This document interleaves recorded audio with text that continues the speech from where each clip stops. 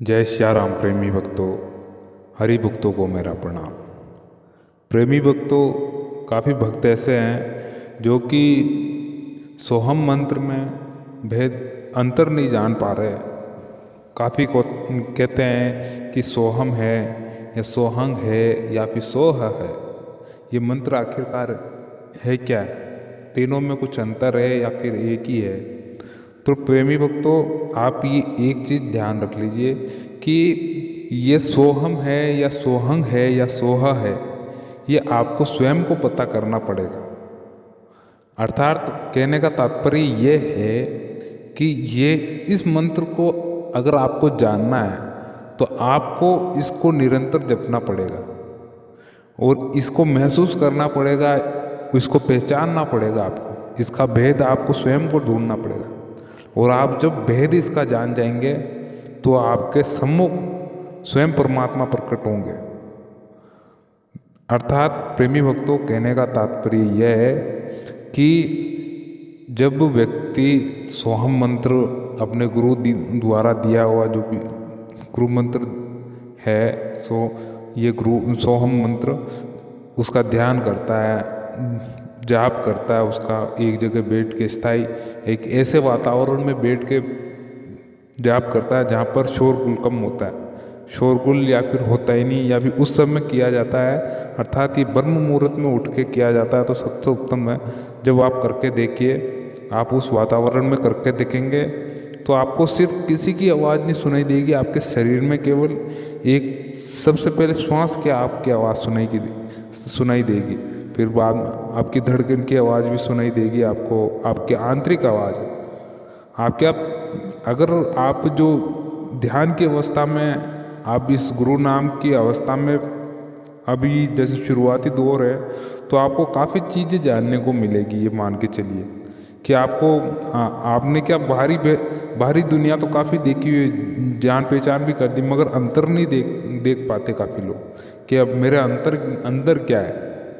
तो आप जब अंदर की अंदरूनी खोज करेंगे अपनी स्वयं की तो आपको इसमें कई सारी धुन आवाज़ें सुनाई देगी, कई ऐसी सारी आवाज़ है। कोई आपको ऐसा लगेगा कोई आपको पुकार रहा है, कुछ हो रहा है, कई ऐसे सब। फिर वो भी आवाज़ें अब साइलेंट होगी, यानी वो भी आवाज़ें धीरे धीरे बंद हो जाएगी। फिर कि एक तो श्वास की आवाज़ आप पर ध्यान देना, केवल श्वास की आवाज़ों पर उस पर महसूस करना, आपको श्वास को ध्यान से सुनना है। फिर आप क्या थोड़ा समय आपका निकलता रहेगा और काफ़ी समय हो जाएगा आपको, तो आप जो श्वास की ध्वनि को आप समझ पाएंगे उस समय कि जो श्वास आता है वो है ना सो हंग, उसमें म भी अलंकार आ जाता पीछे, जैसा ऐसा सांस जाती है ना तो हम ऐसी आवाज़ आएगी। सो तो स्पष्ट है बिल्कुल, सो तो तीनों में स्थायी है कि तीनों में सो तो बोला ही जाएगा, अर्थात वो स्वर निकलेगा ही, अर्थात वो मंत्र तो बोला ही जाएगा सो। मगर काफ़ी जने बोले और ह भी इसमें है, ह अब केवल उतना उच्चारण ये है कि इसमें हंग अलंकार आएगा या नहीं आएगा, ये इतना व्याकरण तुष्टिकरण मत कीजिए। आप इतना केवल इस शब्द में मत फंसिए। आपको जानना है तो उसका मूल जानना, मूल कि मूल आखिरकार क्या है। आप उस मूल को अगर पहचान गए, उसका भेद ढूंढ लिया, तो आपका जो गुरु मंत्र आपको दिया हुआ है वो सिद्ध हो जाएगा उसी समय। अब जब भी आप मंत्र जाप करेंगे, मंत्र जाप करेंगे तो आपका स्वतः ध्यान लग जाएगा और बहुत ही कम समय में लग जाएगा और आप काफ़ी लंबे समय तक मंत्र जाप में बैठ सकते हैं, ध्यान अवस्था में बैठ सकते हैं, आपकी समाधि टूटेगी नहीं, ये मान के चलिए।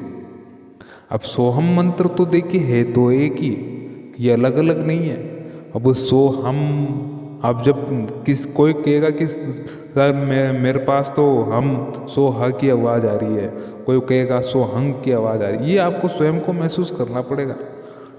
ये जब आप श्वास लेते हैं तो मगर इसको जानना भी है ना, तो आपको ये मान के चलिए कि एक ऐसा वातावरण आपको ढूंढना है जिस समय कोई आवाज़ बिल्कुल ना रहे, बिल्कुल भी शोरगुल ना रहे, आप इस मंत्र को अच्छे से सुन पाए। शुरुआती तौर पे इस मंत्र को अच्छे से सुनिए काफ़ी दिनों तक, 5-6 दिनों तक। आपका मन इधर उधर भागेगा, आपका मन घोड़े की तरह है, वो इधर दौड़ेगा उधर दौड़ेगा, मगर आपको जैसे तैसे करके इस घोड़े की लगाम पकड़नी है, इसको पकड़ के एक जगह ठहराना है, ये मान के चलिए, तब आप उस श्वास को पकड़ पाएंगे। फिर इस नाम को पकड़ेंगे आप।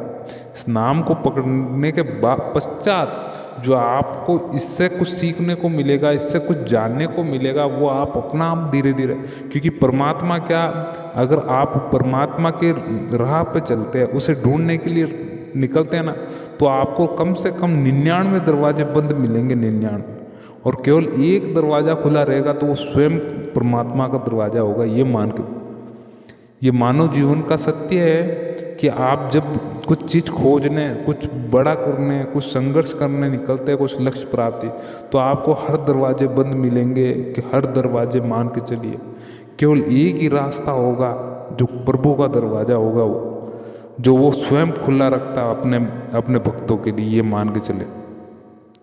और आपको प्रभु टटोलेगा, ये मान के चलिए।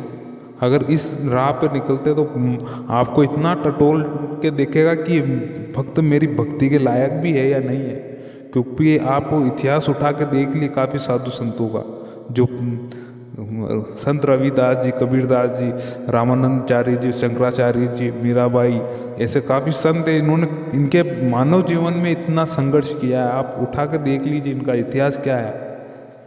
क्योंकि जब भी आप प्रभु भक्ति के लिए निकलेंगे तो समाज के ताने सुनने पड़ेंगे, काफ़ी चीज़ें ऐसी होगी जो आपके हित के लिए नहीं होगी, मगर आपको वो सहना पड़ेगा उस समय।